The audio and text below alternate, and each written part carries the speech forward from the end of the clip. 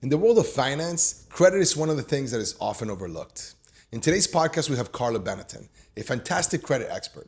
She's been doing this for many, many years, so she's gonna give us tips on a bunch of different things on how you guys can manage your budget, manage your credit, but most importantly, create wealth while using that credit. I think you guys will really, really enjoy her entrepreneurial story and how she overcame a lot of obstacles to get to where she's at. I hope you guys enjoy it.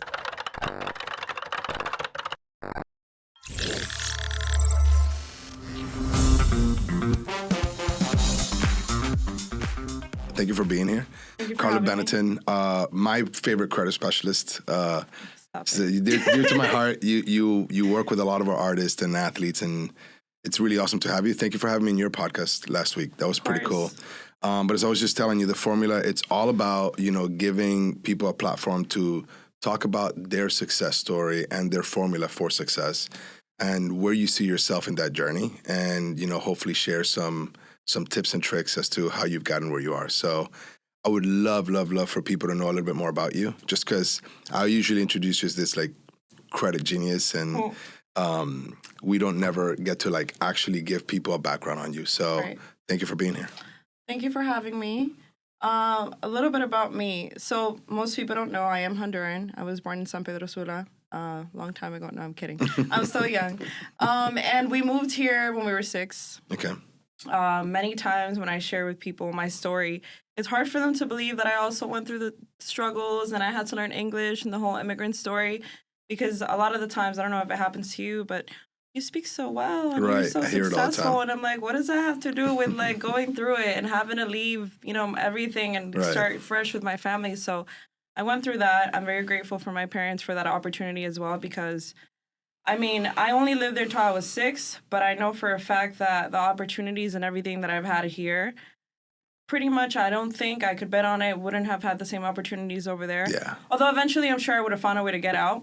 But my parents definitely laid out the foundation for me, and that's pretty much how I got here. Went to school here, graduated from Coral Reef Senior High School. Go Barracudas. Went to Florida State. Where'd you go to high school? Braddock, actually. Okay. So kind of nearby. Miami crew. Maybe rivals, maybe at some point. Maybe. I don't know. I wasn't into that too much into Sports. the sports. I started working when I was 15, so Okay. yeah, I was going to school and I was working. I love to work. But anyways, I went to Florida State, got out of school, and I was actually a school teacher Okay. here in Miami-Dade County. And I was actually watching the news a couple days ago, and they were still talking about teachers being underpaid. So as far as I know, teachers have been underpaid forever. That was one of the reasons why I left. But another reason was because I felt very restricted by the school district. I was very passionate about teaching students and about trying to make a difference, and I felt like that was kind of impossible, working in an environment like that where everything is about funding and the rules Right. and all And that. the grade testing and all that Right. stuff. That, and I went through my own crisis. I was so stressed. I never had experienced stress like that in my life, not even in college. And I kind of saw myself dying, like I was decaying. Even though I was 22, I was very young. Energetically. Right. That Right. and just my spirit and everything about me felt like it was just leaving me. So I had to make a choice. And I remember I quit the summer before the following school year started. It was very hard for me. I was very young. I was 23 when I quit. And I knew I wanted to get into business, but I still was not 100% sure. Okay. And I had let go of my full-time job. I kind of just broke my contract. I didn't know anything about contracts and jobs, whatever. It was my first legitimate job after college. And the reality is that I didn't know that when you break your contract, in this particular case, I was working for Miami-Dade County. I had a night job with them as well. I was an English teacher for adults. So I had that and I had the daytime job. And I was like, What grade were you teaching I kids? taught 8th grade. Okay. And then I taught adult ed. All right. So people like our parents' age, I was teaching them English. I love that job. That job was amazing. Okay. But in my head, I'm like, all right, I'm going to keep my little part-time while I quit my full-time and start figuring out business. My principal calls me and she's like, Carla, did you just quit your job? I was like, yeah. She's like, you can't do that. She's like, the district isn't allowing me to put you on the schedule. You're pretty much like blacklisted for 6 months. Oh my God. I didn't know that. So now my little backup thing that I was No gonna backup. have going on, the Lord said, there's no backup around here. Like Right. I just pretty much got thrown head into entrepreneurship. I had to, it was like do or die, sink or swim. And that's kind of like where my journey started as a business owner. My first company was actually a tutoring company. Okay. That's So something. you stayed in education. Yeah, that's something a lot of people don't know about me. They just think I'm this credit person. I'm like, no, I had a life. I've done other things. I don't look like I've done a lot of things, but I'm 32 next month. So yeah, that was my first official Launched contract the salary business. job was teacher, and then I started my tutoring business, which I loved because I was able to leverage my certificate, my teacher certificate. Okay. And I understood that there was a need. And then I was also smart. I had learned that you can become a vendor with the state of Florida. You can provide your services, and you can have pretty much the state's money pay for the students' tuition with tutoring. I became a vendor. I was listed on there, so a big portion of my business was coming through Florida Department of Education through the student scholarship. I was tutoring them, and then I had some people that paid me directly, right? Their parents. As a young business owner, I didn't understand that even though I like you as an employee, I can't be paying you $23 an hour starting off. This is like the hard knocks learning lessons when you're starting a business, right? Yes. So I loved it, but the reality is that business, after a while, just kind of crashed and burned because I was paying out way too much money. I didn't know this. I didn't have proper systems set up, things like that. And at that point, I was trying to survive. Right. So I was running it to survive and not really understanding how it worked. And so it kind of just went into the ground. But it was my first Experience. and I literally had no one holding my hand teaching me. And it was tough. And then after that is how I got into finance. Do you think you got into finance out of the necessity of understanding why your business went that way? Maybe? So, not necessarily. The reason why I got into finance was because I'm always a hustler. I've been hustling as long as I could legally work. Okay. And after the whole thing happened with my business, I still had to make money, right? So I was working everything you could think of. Retail, a bunch of things. I had like 4 jobs, and I was working at Dolphin Mall. Okay. I was working at Fossil. And this girl walked in, and she's like, I like your energy. You're so ambitious. You already know where this is going. Right. So she recruited me into Primerica. Okay. That's how I got into financial services. Oh, cool. But the reality is that once I started learning about it, it was like this little light bulb went off, and I was like, wow, like, why aren't more people teaching this? Like, why don't people know this? And that's really where my passion grew to get into the finance world. Number one, because obviously, personally, I took that information, I got myself out of debt, I did so many things, and I was like, this is so powerful if I could do this for other people.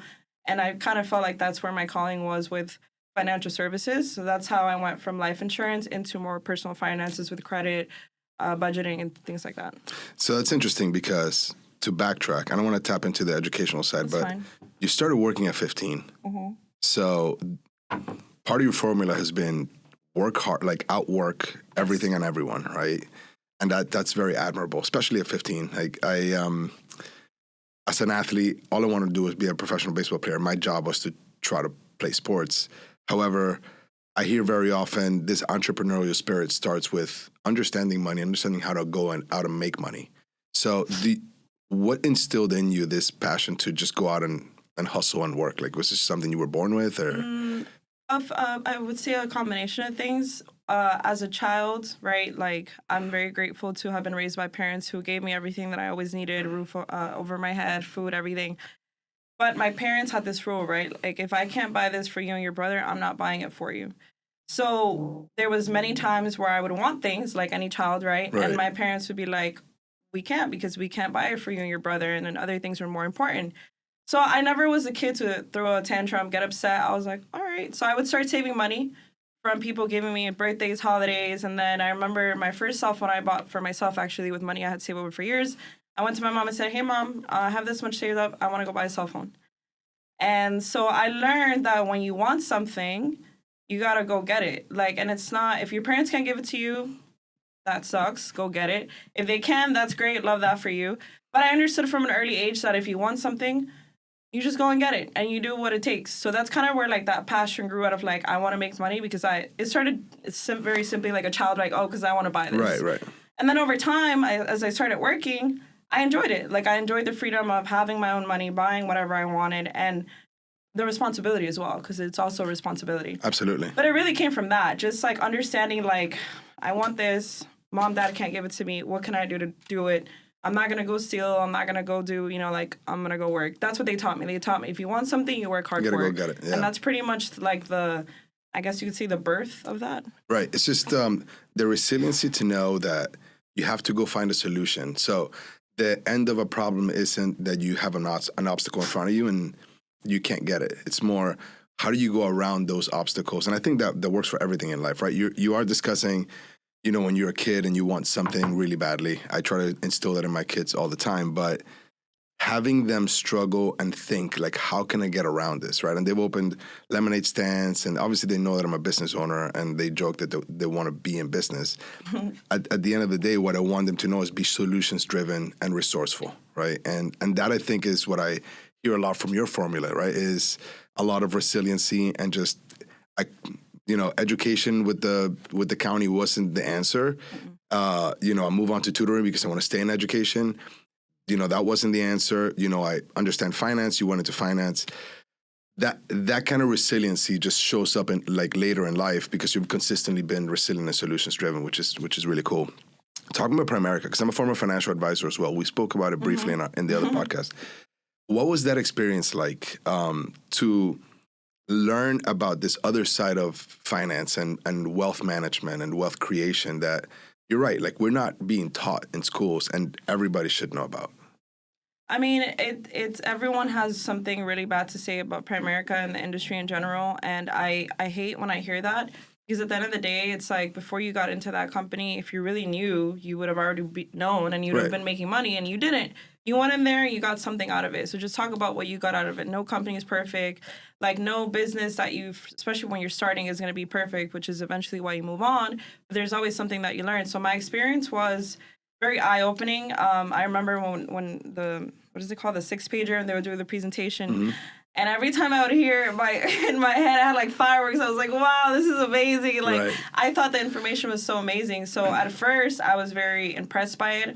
I was very shocked, and it just made me realize, I'm still young, I'm bilingual, and I find this information to be so interesting and so impressive. And I know that if this is just me, right?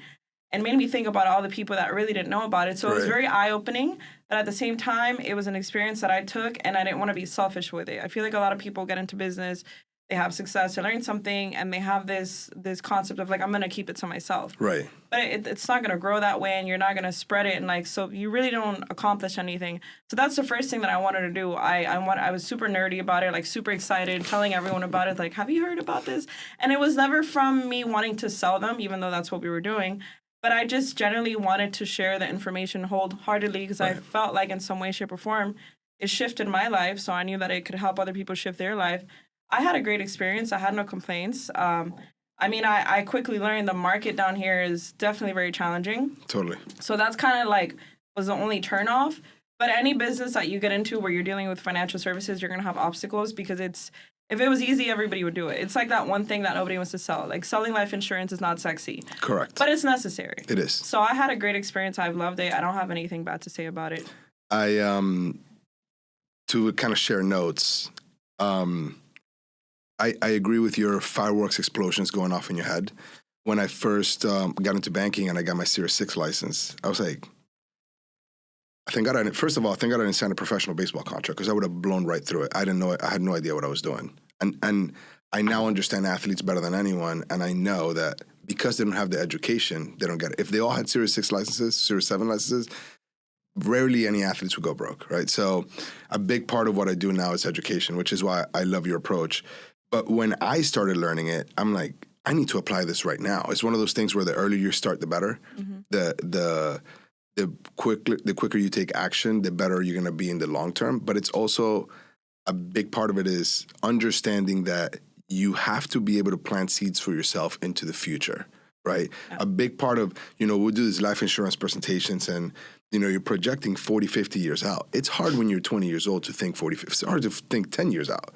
So it was hard to speak to younger people for me at that age that I was doing it. And then when I would speak to older people, they're like, you don't even have gray hairs. It's hard for you to teach me anything about this life. So I was always in this conundrum where I was too young to teach the older folk, and then the people my age weren't really open to listening about it. So that experience as a financial advisor and in banking was a big deal for me, because it laid out a foundation where, kind of like you, it became cultish for me. It was like there was not one person that I could talk to that I wouldn't talk to about their personal finances. And putting life insurance aside, budgeting, credit management, lending, understanding banking, all these different things where became kind of like a life mission for me at that stage of my life. And by the way, I was in a Primerica competitor. At some point, I worked for AXA Advisors. And I mean, I know people talk a lot of crap about Primerica. I understand why you say that. But at the end of the day, you're getting an education, you're getting a license, and you're actually going out there trying to help people, which I think is the key goal here, right? So that's very cool. But then you eventually got into credit management. Yes. How did that happen, that transition from like life insurance, finance to like credit? Right. So I feel like once you get into the financial services umbrella, because it's an umbrella, I don't know if this happened to you or other people. I can speak for myself. You get very curious about what else is under the umbrella. And I remember at the time I was still with Primerica, but once I had the same issue you had. I was young, and like it was going good, and then it wasn't, and then I was like, And then I was introduced by a colleague of mine to another company, and their main focus was personal credit and finances. Okay. And so at first I was very closed off because I've never been one of these people that like jumps around. Like I'm a firm believer that like if you're gonna commit to something, you gotta at least try, give it your all before you like throw in the towel and say like, okay, it didn't work. Right. So I wasn't very quick to like move on to the next thing. I was very more about like, okay, I'm gonna stay here. I'm gonna try to figure it out. I'm gonna try again. So when this came across, I was very closed off. But the only thing that really caught my interest was the credit conversation. Because even though I was very young, I always had very good credit. The bare minimum that my parents could teach me, they taught me, and I applied it, which is why I always had a great credit. But it was just based off what my parents taught me. I really didn't know anything about credit. Right. So once I started learning that aspect of that business, I found it interesting. And I said, well, damn, if I find this useful, I know somebody else can. And that's kind of like how little by little I kind of... I still think that financial services in terms of like investments, annuities, and life insurance is very valuable.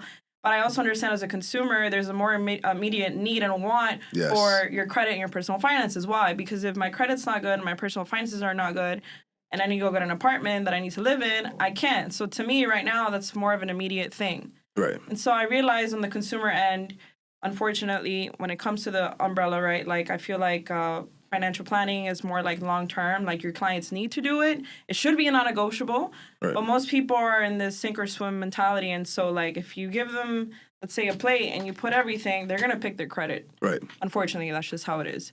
So from the business end, I already screwed up with tutoring and everything. I was like, well, damn, at least I know with this, I'm not going to go broke because people need it. It's like drugs. Like, they need it. Right. No, I'm kidding. No, but it is. Yeah. If you don't have good credit in this country, you're screwed. So when I realized that, I connected the dots. And that's kind of what led me into my transition into personal finance. Thankfully, because I was already doing life insurance, it was just a switch, right? It's not like I was selling vitamins and all of a sudden I want to fix your credit. It's like people wouldn't take me seriously. But that's also something that I learned very early on as part of my formula, if you want to say. Whatever you want to do, whatever you want to get into business, find a niche that you're passionate about, that you generally like, and once grow from that. Like, I hate when I see people, like, one moment they're an influencer, another moment they're into fitness, and it's like, what are you doing? Pick a lane and stick to it. Not just that, but it's like, unfortunately, I don't see you as a credible individual for what you're offering me because you can't even stick to one. Right. So I'm like, all right, I'm married to finances. I have to stick to it. So the transition was easy. And after that, I was just learning how credit works, learning about my consumers. And I just kind of took a really deep dive into everything credit. Then later on transitioned to business credit. But that's essentially how I transitioned over to the credit aspect of my business. And now I've been in business for 7 years. It's funny because it's what we're talking about, right? Like, if you stick to something, people know you for that. When I started, I would have to promote myself. I don't really have to do that anymore. People already know me. They know what I do. It's very simple. But that takes time. It takes experience, and it takes not hopping around. So hopefully I didn't trigger anyone, but hopefully I did trigger someone. Actually, get triggered, because that's the whole point, right? Is you might be doing something that's counterproductive for you. Right. And when you see other people's success formula, you realize this isn't about competition, but collaboration. And if you're able to tap into someone's formula or a portion of their formula and apply it to yourself, and it helps you move forward, that's what we're here. There's a lot of collaboration and not competition at the top. That's I think something that a lot of people miss.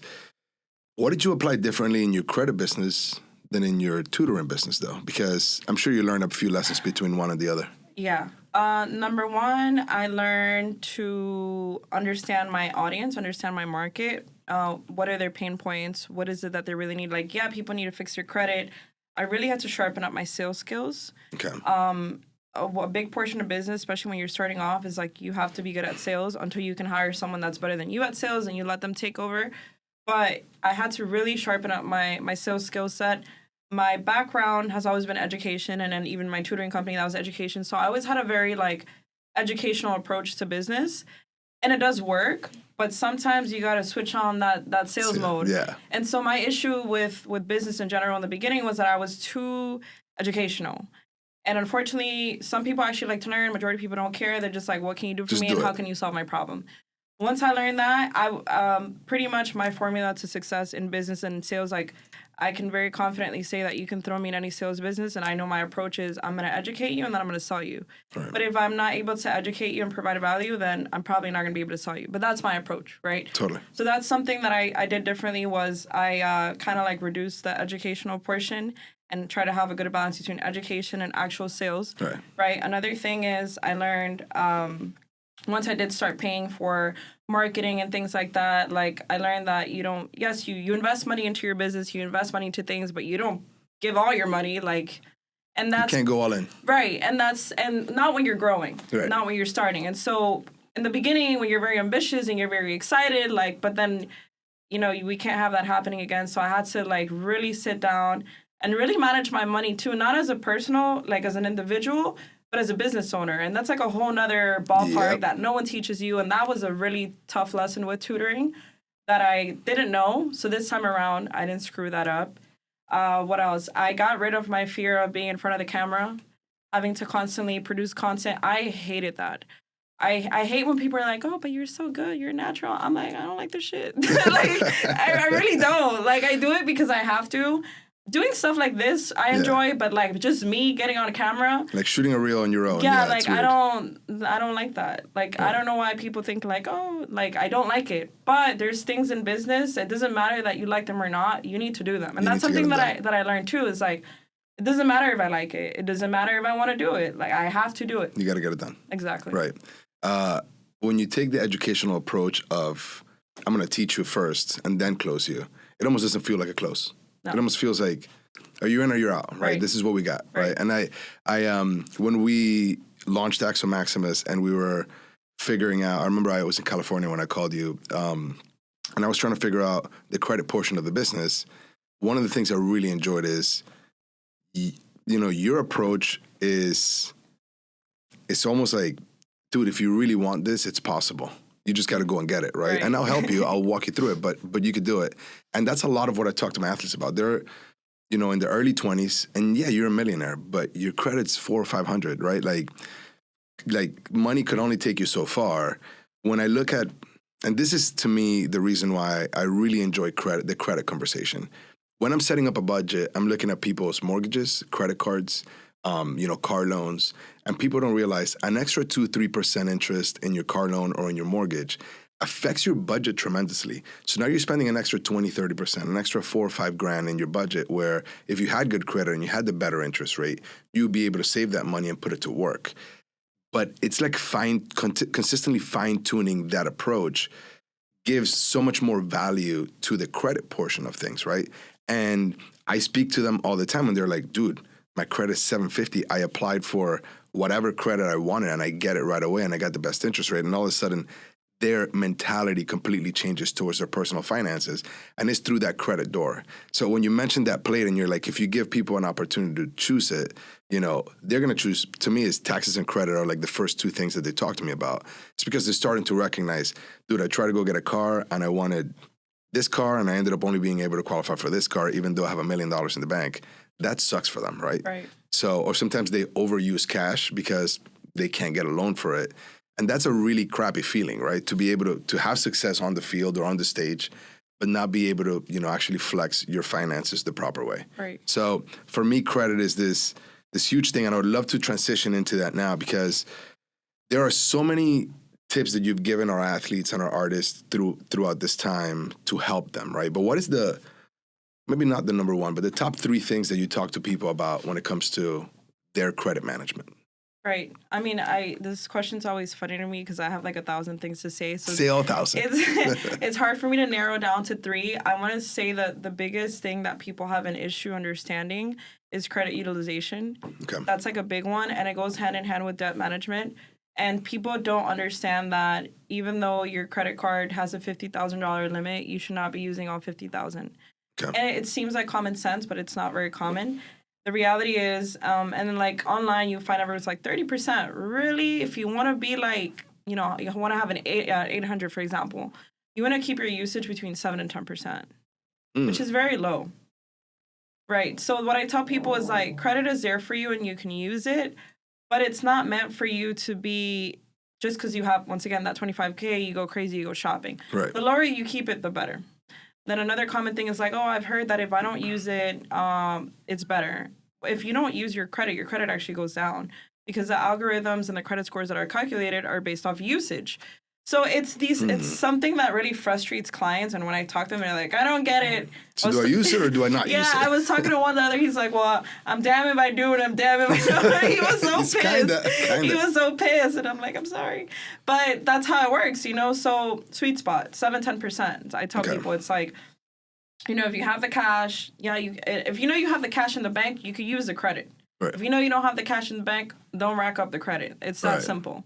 Right. And you're talking about holding balances month over month or using it and paying it off at the end of the month? Month over month. Because if you're charge cards, you got to pay in full every month. Right. Like your Amex Platinum and your Amex Gold and all that. But your traditional credit card is revolving. Right. Meaning you can rack it up, pay it down if you want to, or you can continuously have the balance, right? Obviously, the longer you carry the balance, the more you're going to pay interest on it. So it's in your best interest to keep it low, what you were talking about, so you don't pay interest rates. Another thing that people, and I feel like this is a very Latin thing, I didn't want to pay the annual fees, so I just closed the account. Right. That's a good one to talk about. It's like, I got a better credit card now. Do I close the old one? Right? That's a question people ask a lot. Probably the most horrible thing that you can do to your credit. I learned that the hard way when I was in my 20s. Same here. Because I would open so many cards because I would get approved for all of them. So I thought because it came in the mail, I had to get it. And I didn't, no one told me chill. So I had them all and then I would start closing them because I wasn't using them, right? Or if you don't use them after 6 months, they close by themselves. So that was happening and I wouldn't understand. I got to a point where my credit kind of was stagnant and I didn't understand. And when I started doing this, I learned that credit pretty much works off open accounts. People are like, oh, but I had a Wells Fargo and it was open for 20 years. I was like, yes, it was opened. It's closed. Right. So it's what's open on your credit, right? You constantly closing accounts, you're diminishing your credit age because your credit age is the average of your oldest account and your newest account. So if you open a new account every 2 months, you have 2-month-old credit. Right. The average just completely drops. Right. And age of credit, maybe when you're younger, doesn't matter. When you're older, you want to get a better rate for your car, even in mortgage, they look at these things because they're trying to see that you're able to sustain debt in a good fashion over an extended period of time. So if you're constantly opening and closing, number one, you're showing that you're kind of responsible. Right. And number two is you can't keep an account open. So that's one thing that I tell clients, which I had an interview with a realtor, and that's one thing I said. It was if you're not going to long-term keep that account, you go to the store, hey, do you want to apply for this? You have to ask yourself, am I going to keep that long-term? If you're not, don't even bother. Yeah. Because now you have the inquiry. Don't get caught up in the 10% discount they're going to give you. Then you're going to open it, then you're going to close it. It's not worth the 10%. Just don't do it. Right. And it's interesting. I had a client that his longest credit account was his mortgage for some reason, right? And he sold the house. And all of a sudden, his credit score dropped dramatically. And he was like, I don't understand. I got approved for this when everything was fine. Why would my credit drop this much? I was like, credit age. People don't necessarily understand the factors that affect your credit score, right? So credit age is one of them, which is huge. We spoke about credit utilization. What are the other ones that are important for people to know? 35%, if you're looking at a FICO scoring scale, because there's FICO and there's Vantage, there's a bunch of different ones, which is something else that really frustrates clients, which I'm sorry, I didn't create the credit system. Don't kill the messenger. Yeah, just deal with it. Sorry. I got to deal with it too. Anyway, getting off track. So 35% FICO scoring scale, which is the most common one used for lenders when people are buying homes, which is typically what people care about, although they all matter because they all serve a purpose. So 35% is your payment history. So on-time payments, collections, charged offs, closed accounts. That's 35%. So that's a big chunk. Some people are like, oh, I'm late. My credit went down 60 points. Yeah, that's a big chunk of your credit. Of course it's going to go down. And you have 30%, which is your credit utilization. Okay. Right, 15%, which is age of credit. Age of credit is tricky because it's like people don't think it's important, but 15% is still a pretty fat chunk. Right. And unfortunately, with age, you can't create time. I mean, not yet, not that I know of. True. So it's like that's why I tell people like hold on to your oldest account like close to your heart because those things are worth gold. If you lose that, like I have the crappiest credit card. It was like a secure card that I Probably 20 got in years old. college. Yeah, and it's just you're telling my age, but it's like locked somewhere in there. And every year there's like an annual fee, which is what keeps it open. Like it pays off automatically. But it, like as you're saying, I hang on to it for dear life because it's the one thing that's keeping my age Right. for a long time. And I promise you, God forbid, but if that account closes, you're gonna feel it, and Yeah. you're gonna see it, and it's gonna hurt, and you would have wished that it would never close. Incredible. So credit age, very, very, very important. Not just closing accounts, but constantly opening new accounts doesn't allow your credit age to increase. So don't do that. And then the last two are credit mix. So you want to have a mixture of revolving, which is your credit cards, and then installments, which is your loans. Mm-hmm. And then the last one is they call them like credit applications, credit increase, how So the often you're points. applying for credit. So people are like, oh, are increase bad? Like increase are not bad per se, but considering that new accounts affect 10% of your credit, that means don't open new accounts all the time and don't rack up increase. The rule is people ask me like how many increase should I have, right? And so like I feel like there's no perfect number, but if we go based off banks, for example, I go based off Chase's rule. Chase has a rule, which is the 524 rule, which is you can't have more than 5 increase in the last 24 months. They don't care if you have an 800, they will deny you. So if you can keep yourself within Chase's rule, you're good to go. Chase rule 524. 524. They will not approve you if you've opened more than 5 new accounts in the last 24 I months. feel like you have the inside scoop on a lot of banks. What other banks scoops do you have? Like that Chase one is pretty big. I wouldn't say it's a scoop, but this is all public information. It's just experience with working with the different banks and the companies, but that they really care about that. Then you have banks like Navy Federal where they're not as strict as Chase. Right. You know, but it's different because you're dealing with like a credit union. It's more private. Like I remember when I first got my first Navy Fed card, my credit wasn't even that high because my usage was a little bit high at the time. I think my credit was like 670 and they approved me for $23K. And then it makes sense. And this is why I always tell clients, like, don't obsess over your score, but make everything strong. So you think like, okay, if your score was 670, why would they approve you? Yeah. Because I've had credit cards since I was 18. I've never been late. It's like not every bank looks at, yeah, they look at the big picture, but some might care more about how many accounts you have open. Some might care, and they all obviously will touch the key points, which is like no late payments and things like that. But after that, it's just based off, do you have strong credit? Right. Like, can you prove to me Credit history. Right, that you can sustain accounts over time, that you can be late? Then, you know what? I don't really care that you don't have a 700. I'll still approve you. I might not approve you for something crazy, but I'll still approve you. Then you have your tier 1 banks like Chase and Amex, which they're super strict. But then there's people who can get a brand new Amex credit card even though they just started it. But there's so many different things. Right. At the end of the day, just have strong credit. Just have strong credit. Right. Doesn't have to be an 800. Appreciate your credit history and take care of it. I think it's one of the biggest things, right? You touched on something I'm very passionate about, which is the difference between installments and revolving credit lines. And we deal with a lot of entrepreneurs as well in the family office, and they're often misusing credit products, right? So they'll get a loan for inventory purchases when you really should be using a revolving line of credit for something like that. Mm-hmm. Or they use a line of credit for like an equipment purchase or something, right? Because they have the cash available and they don't want to apply for another loan. How do you guide people through the difference between the different products that they have access to and how to use the right one for each thing? So from a business perspective or a personal perspective? Both, actually. Okay. I mean, it goes down to the core of understanding how they each work, right? So revolving is like a line of credit, credit card. What does revolving mean? It's like a door that revolves open, mm-hmm. right? Like, you know, those doors. That's essentially how revolving credit works. So it's like what we were saying. It's like you have a line of credit of $23,000 or a credit card, right? Mm-hmm. So you have the flexibility that you can use if you don't want to use all $23K. Well, with a line of credit, sometimes you do. But with a credit card, you don't have to. So let's say out of the $23K, you want to use $2,000 this month. Mm-hmm. Right? The following month, you don't have to pay it in full if you don't want to, unless it's a charge card, but you're going to accrue interest, right? So it gives you more time to make payments on larger purchases. Right. That's the way that I see it.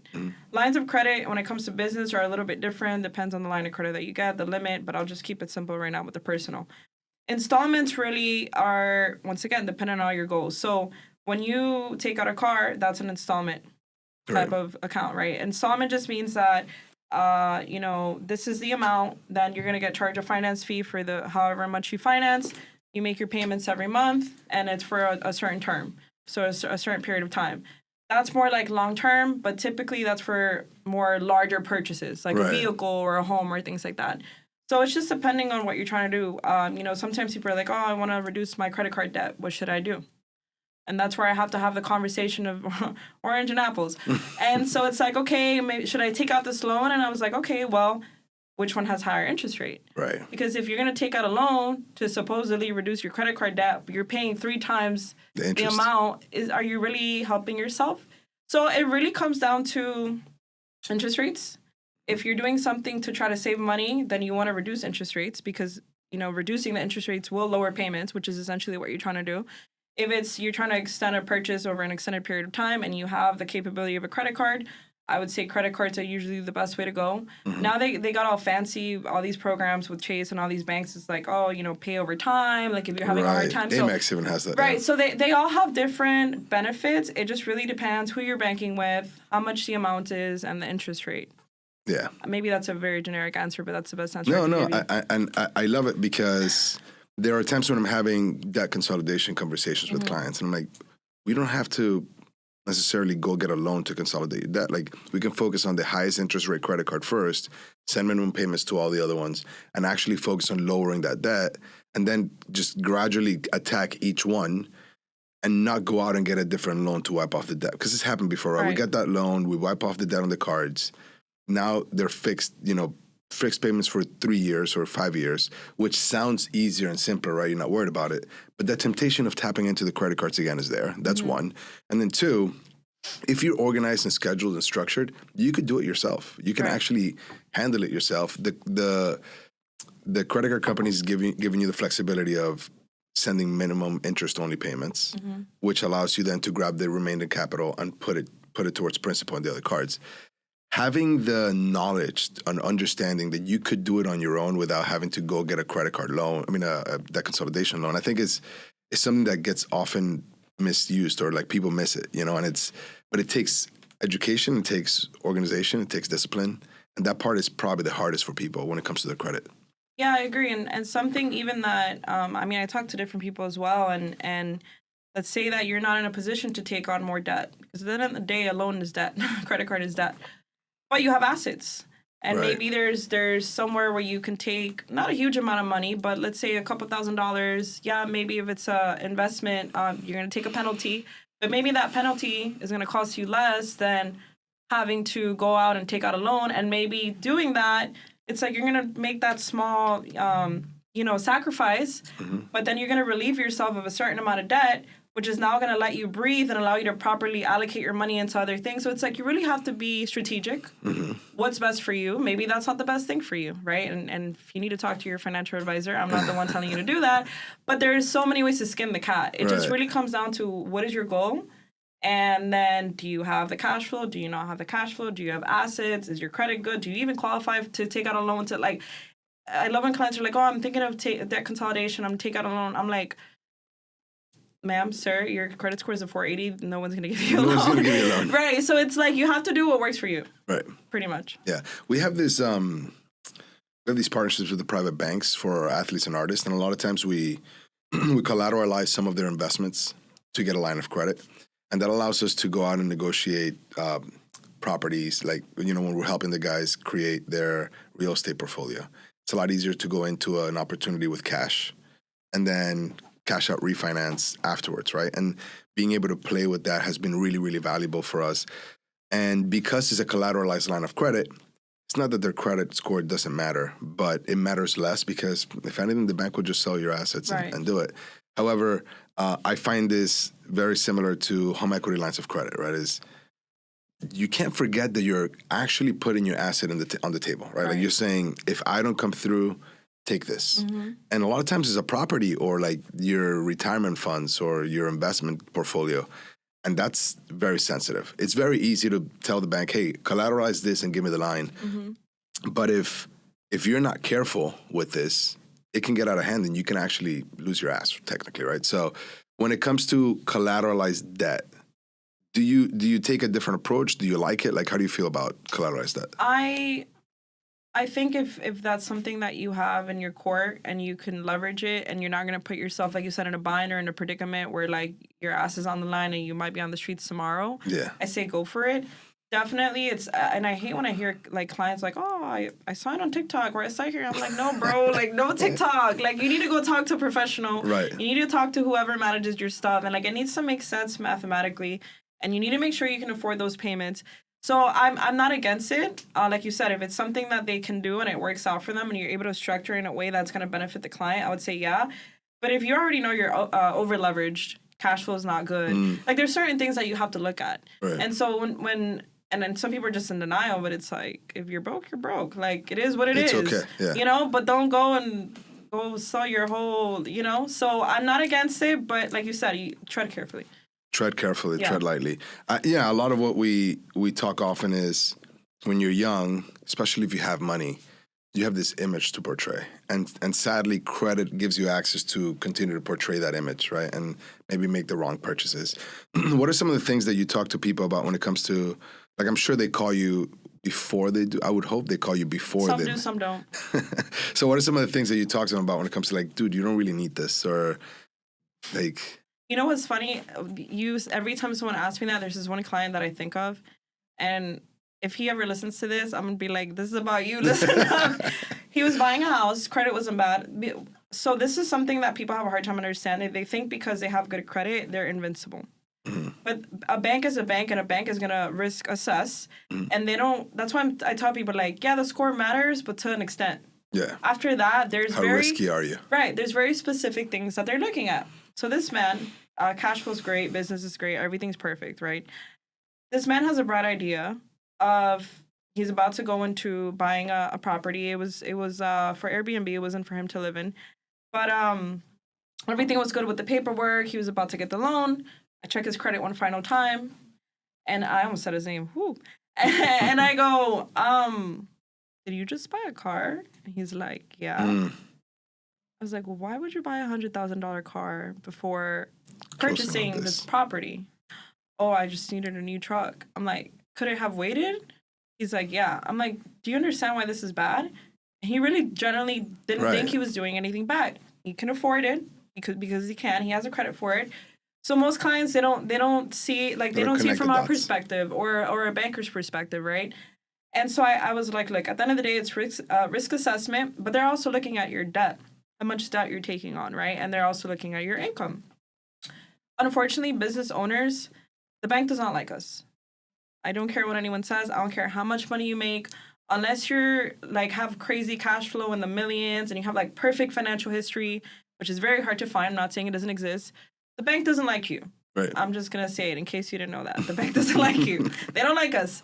Why don't they like us? Because businesses is based off seasons. Not every business, but most business, they have their high season, low season. People who get paid net 60, net 90, then people don't pay. It's a lot of things that a bank is pretty much analyzing to figure out, can you get this? So I said, look, yeah, income is great and everything, but you get paid, he typically gets paid like net 60, net 90. That's kind of like a far stretch for a lot of banks because, yeah, he's getting paid, but what happens if that net 90 doesn't come in? Or it turns into 180. Yeah. Right. And so I told them, I'm like, you taking out this loan, now the bank is either going to deny your loan for the property, or they're going to reduce it, which I don't know if that's going to be enough for you to get the property. He's like, well, why? I'm like, because you just took on more debt. So now their concern is he going to be able to pay this? Or can he afford it? Because they're not looking at you the way that I'm looking at you. They're looking at you from a risk perspective. So that's one thing that I tell clients. Do not make any purchase. I don't care if it's a damn cell phone. Like, don't do it. If you're gonna put it on credit, just freeze your credit for a second. If you're gonna pay cash, whatever, do whatever you want. But if you're gonna put it on credit before you're about to close on something, that's like the worst thing that you can do. I love it. So that's one thing. Another thing is basically just the conversation that we were having about the usage. It's very valuable to know your statement closing date on all your credit cards, especially if you have that one credit card that you know that you use the most.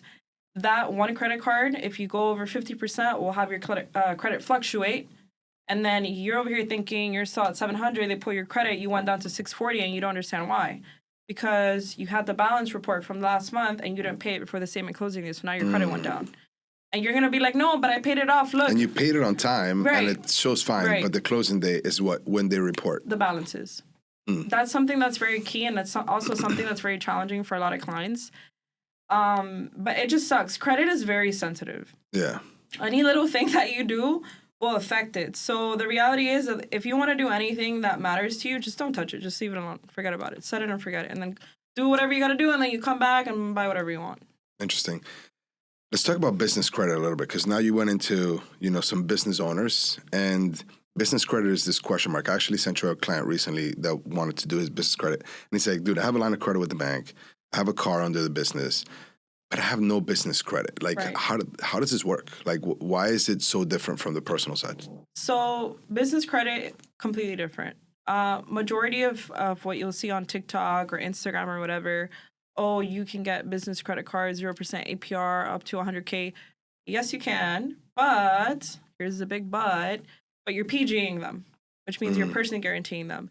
There's pros and there's cons to that. As a new business owner, more often than not, you will have to PG because your business is not sustainable enough and it hasn't been open long enough. So you're going to have to use your own personal credit to back it up. Now, what happens when you use your personal credit to back up your business credit? You could be late one time and they're reporting that to your personal credit. So you're pretty much, your personal credit is collateral for that. And I've seen it jack up some people's personal credit because they thought, oh, I got my credit card, whatever. Now they had a bad month, they're late, and now it's jacking up their personal. So business credit, the reason why it's so different is because even though you have Experian business, and you have Equifax business, they report very differently. The key with credit is how things report and when they report. Okay. So on the business side, you have vendors with net accounts, right? Net 30, net 60, net 90. It's just a fancy term to say you pay it every 30 days, every 60 days, every 90 days.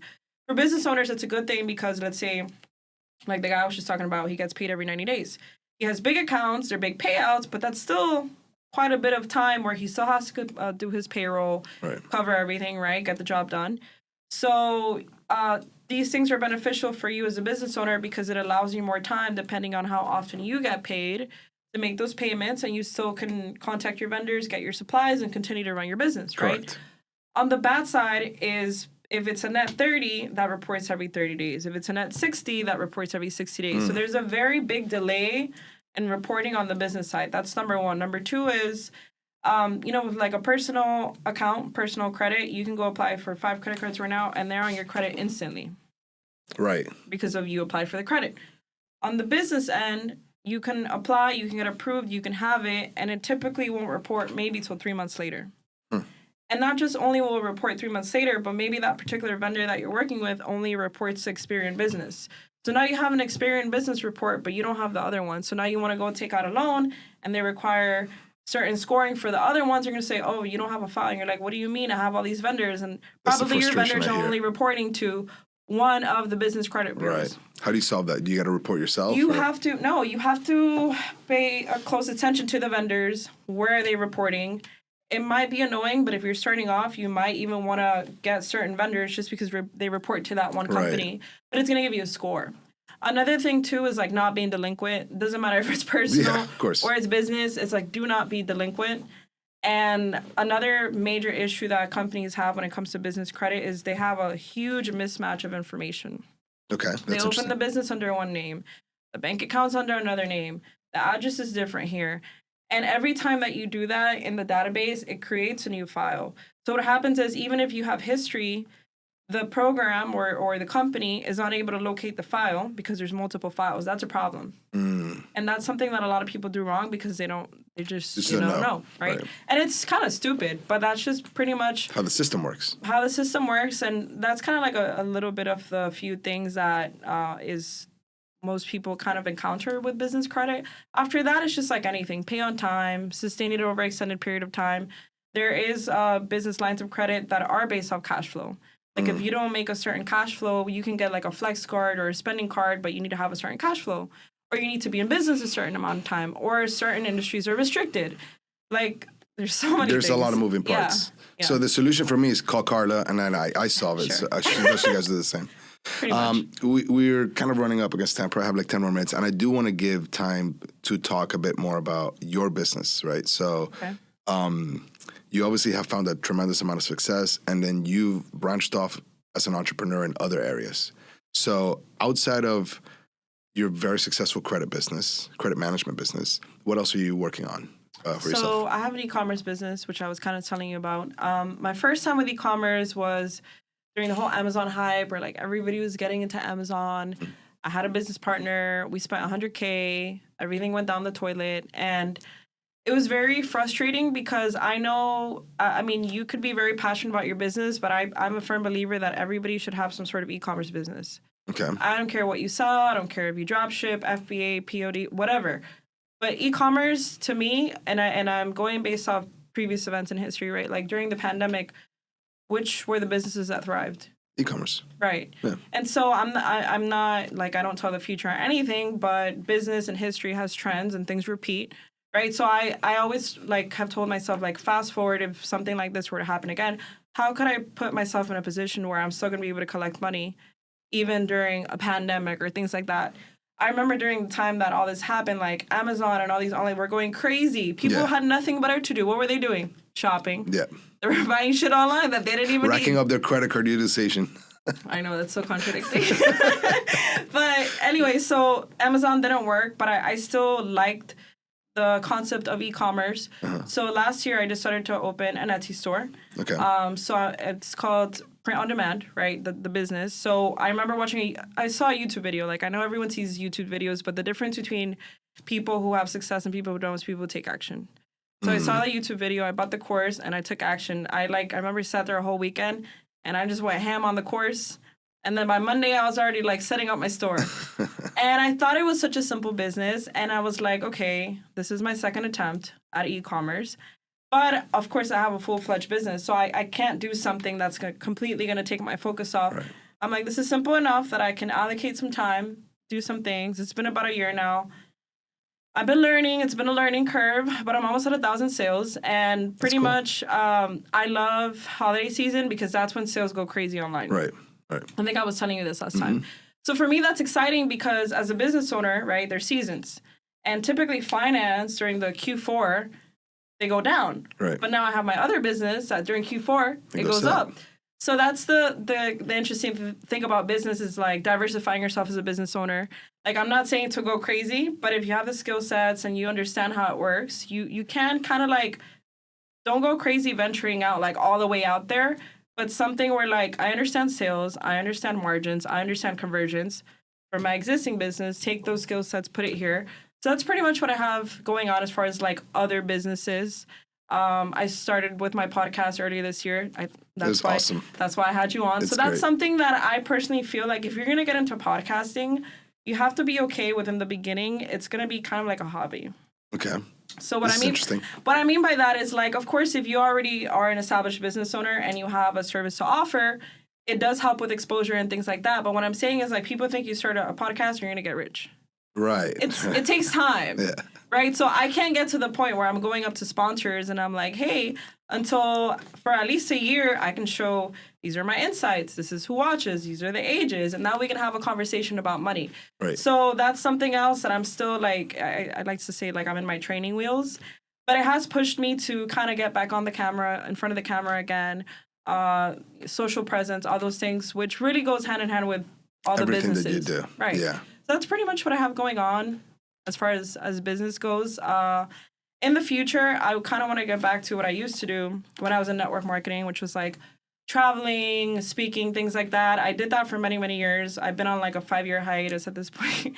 Let's bring you out. I'm actually working on an educational course on finance, and I have nothing on credit. So if you want to jump on, that'd be awesome. Say less. I'm there. There's witnesses. It's done. No, but yeah, I feel like that's really where I felt like the most alive, the happiest. Not because I'm a camera whore, like a lot of people out there, God bless. Yeah. I generally enjoyed, like, I really just miss being in front of the classroom, like, physically, the way that I used to. in front of the board, guiding. Like, that's when I felt like I was really fulfilling my purpose as like a human, where I'm like, I'm teaching people, I can interact with you. Like, I love online, it's great, but there's nothing like sitting here in front of a person Right. or in front of a group of people, me being passionate about what I have to share and what I have to teach, and then them being perceptive. So that's kind of like what I've kind of like had in the background, but Let's take action. Let's take action. yes, but building blocks, you know, like I told myself, all right, I'm going to get back in there through podcasting online. Okay. And then the final step will be that. But you have to create, like, people are like, oh, you know, I don't know how to get there. But if you can create the stairway, you're going to get there. Right. Just do it, like you said. That's very cool. That's very cool. I admire that a lot. So resiliency, educate, resourcefulness, taking action. Yes. Your formula is like very, like your thumbprints are all over this thing, and that's very, very cool. So I congratulate you. I think it's awesome. I also want to thank you for being part of Axel Maximus and everything we do with our clients. I think you've made a tremendous impact. How can people reach you? What are your social media handles? What are some of the things that they can do to reach out to you? So, don't call me. No, I'm kidding. But in all seriousness, Credit Carla, all platforms. You can find my booking links. I don't believe I have my phone number listed, but don't worry about it. Someone's going to call you. It's going to be a real person, not a robot, not AI. Not throwing shade at anyone. But it's just Credit Carla. And a lot of the times, you know, people are like, oh, can I get a hold of a real person? Majority of the times you are speaking to me. I still kind of want to be like that boutique business owner where I'm not always going to speak to everyone all the time. But at some point, like, maybe if it's, you know, once in a while, you will talk to me, which I feel like a lot of businesses kind of, like, lack that. Mm-hmm. I'm not saying not to delegate and things like that, but, like, people still need to feel like they're dealing with you. Yeah. You know? Yeah. So just Credit Carla everywhere. That's where you can find me. Credit Carla, you guys saw it. Thank you so much for being here. I really, really appreciate you. This was awesome.